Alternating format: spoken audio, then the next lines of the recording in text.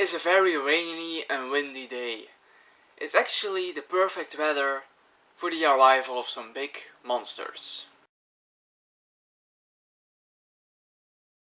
Hello everyone, I'm Jay Mere and welcome to my new ranking list. And for this ranking list, I want to talk and rank all the movies from the monsterverse. And the monsterverse are actually the Godzilla and King Kong movies from 2014 till the recent one from this year, the new Empire. Because I believe they are gonna make some new ones in this franchise. Because Godzilla and King Kong are actually dominating the box office. They are really successful movies, making a lot of money. A lot of people are going to see these movies. And I actually consider myself a fan of these movies. I really like this universe they are building with Godzilla and with King Kong. Both monsters I adore since I was a very young kid. I really loved King Kong. The 2005 movie from Peter Jackson is a movie that I really enjoy. It's a movie that actually made me appreciate cinema and filmmaking. And Godzilla is also a monster that I really like. I actually grew up with that, with the 1998 movie, Godzilla. That's a really bad movie, but as a kid I actually enjoyed it for what it was, but that's not good. So, for this ranking list, I'm actually gonna talk about 5 movies. We have Godzilla from 2014, the sequel King of the Monsters, we have a solo Kong movie, and then we have 2 movies in which King Kong and Godzilla are actually fighting each other or kinda teaming up. So those are the 5 movies I'm gonna rank. And I know they are not really the biggest masterpieces of cinema, but they are entertaining movies. And I actually like all 5 of these. But keep in mind, my 2 movies at the top, those are 2 movies that I absolutely adore. I really like my top 2. So, let's get to my top 5 or the ranking of all the Monsterverse movies. And some movie, even though I like all 5 of them, has to be at the bottom place. And for this list, I have to go with Godzilla, King of the Monsters. And this is the sequel on the 2014 movie, Godzilla, which is obviously higher up in this list. And it's a fine movie. King of the Monsters is a fine movie. It's exactly what you can expect. It really delivers on what you want to deliver. But it's the least entertaining one from those 5 in my opinion. And when I first saw this in theaters in 2019, I actually really loved this movie. Would not say it was the best of the year, but it really was an enjoyable movie. And the movie came out when I had some exams, so I was really studying for a very difficult exam, if I can remember correctly. And one day I really had a desire for some relaxation, just to not really think about studying or the exam, just a movie you don't have to think about that much. And that is exactly what King of the Monsters is. It's a movie you don't have to think about that much. And it delivered for me. But now, when I rewatched it, I see some problems. Godzilla and all the other monsters like Mothra and King Ghidorah, they are amazing to watch in this movie. Even though Mothra is not really much in this movie, which is really a shame because I really like that monster. And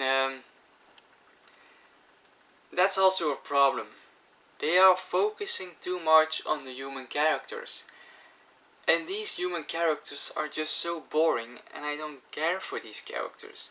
Of all the 5 movies, I don't really like the human characters from this movie. And they are focusing too much on them and not on the monsters. Even the final fight at the end, they are more focusing on the parents trying to look for their daughter who's missing during the fight. While I actually want to see Godzilla fighting King Ghidorah. So that's why I had to place it at the bottom. Just above that, also a movie that I really like, also a fine movie, is Kong, Skull Island. And this is a solo King Kong movie in this monsterverse. Basically, why are they calling them monsterverse if every movie is calling them Titans? So, interesting idea to call a monsterverse while they are Titans. Anyhow, Kong Skull Island, what I really love about this movie is that they are set in the 70s, just when the Vietnam War has ended, and some of these troops, instead of going home, they are going to Skull Island. And it was really fascinating to see these characters trying to survive all these things on Skull Island, because Skull Island is definitely a fascinating place. I really love movies taking place on Skull Island. That's why I love the 2005 movie so much. It was a lot happening on Skull Island. But the movie, even though I said it's fine, it was not really the King Kong movie I was expecting. Maybe I was expecting another kind of 2005 King Kong, because I still really enjoyed that movie and it was not really the same, so I was not really in that movie that much as I hoped I would be. And also, the editing is a bit problematic in this movie, I have to say. But on the other side, it really has a big cast. We even have Samuel L. Jackson in this movie, that was really nice. So, my number 3 is actually the new one. That's Godzilla x Kong, The New Empire. And it's actually a very good sequel to Godzilla vs. Kong. It really continued on that story, and it was really nice to see both Godzilla and Kong doing their own stuff. Godzilla on our surface, the part where we are living, and Kong in the hollow earth. And then they kind of intervene with each other at the end. It was really nice. And for me, it was more like a Kong movie than a Godzilla movie. Godzilla was maybe not that much in the movie, and not much to do, while Kong had a whole entire storyline, a very fascinating and interesting storyline, because the character of Kong in this franchise is a character that is really trying to find his family, his ancestors, who are somewhere in this place. And in this movie he actually finds family, other apes, and that was a really fascinating storyline, and especially the character of Scar King was cool. A character that I really liked was the baby Kong. While I watched the trailers, I really thought that this character, this little ape, was going to be very annoying, but in contrary, he was actually a very fun character. I really liked baby Kong, and especially when he partnered up with Kong. That was really nice. That was actually maybe the best part of the movie. And like I said, I really love this movie. It's not as great as my top 2, but it's not as well, it's still more entertaining than Kong Skull Island and King of the Monsters. So I really like this movie. But like I said, the 2 above this one are 2 movies that I really love. And at number 2 I have Godzilla vs. Kong. And I really love this movie with the second watch. Not so much when I first saw it, because I really wanted to see this movie in theaters, but I did not have the chance. Because the movie came out in 2021, and back then we were still in kind of a COVID crisis, and my country was keeping the theaters shut. We couldn't go watch new movies in theaters till July the 1st. And this movie came out in March or maybe April, somewhere in those months, and not in my country. And while my theater was open again, they did not program this movie to watch. Unfortunately, I really wanted to see this movie on the big screen, because I saw it at home and I was not really impressed by it. I really expected more. But with the second watch, I was actually very entertained by this movie. I was really into the movie from start to finish. I was really loving it, especially the third act. Like, the third act in New Empire was not as great as the third act in this movie. There was a constant battle verse between Kong and Godzilla, as the title promised us. And then there was Mega Godzilla. Was also very cool. So this third act was just amazing. And even the storylines with the human characters was not boring or uninteresting. They actually served the plot in a way. So great movie, this one. But obviously my favorite movie in this universe is the Godzilla movie from 2014.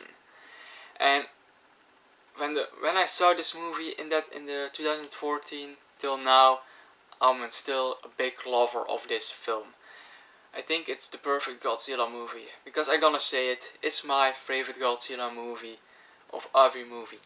But that having said, I have not seen all the Japanese Godzilla movies yet. I'm still planning to do so because I'm really interested in checking out those movies. But this movie is definitely my favorite Godzilla movie. There are some problems with the human characters. There's one character that is killed off way too soon. I agree, it was a shock. But I actually like that they went for that shock value so early on in the movie. And also the opening scene was also very serious. It was, we as an audience, we were really into the movie, expecting, alright, this Godzilla means trouble. That is what we want to have with a Godzilla movie. And also Aaron Taylor Johnson, our main character, he's not boring. I actually thought he was still very interesting. He was a character that I was really following to the movie. He carries this movie. He makes this movie work to follow. Also the character of Elizabeth Olsen was a fine character. And another problem that people have with this movie is that Godzilla is just at the end of the movie.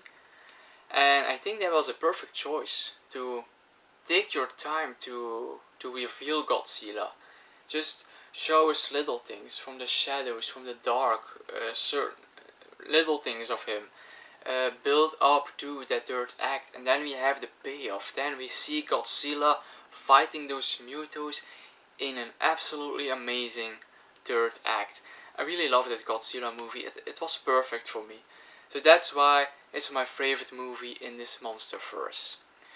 So this was my ranking of all 5 movies. I'm really looking forward to the new movies they're gonna make with Godzilla and Kong. I think they're gonna be amazing as well. At least I hope so. But definitely if Adam Wingard is still directing them like he did the last 2, they're gonna be good movies. So this was my ranking. Hope you enjoyed it. Always be free to share your ranking of these 5 movies below in the comments. We'd love to read those. And if you want to see more ranking videos of me in the future, always be free to subscribe to my channel. And till the next time.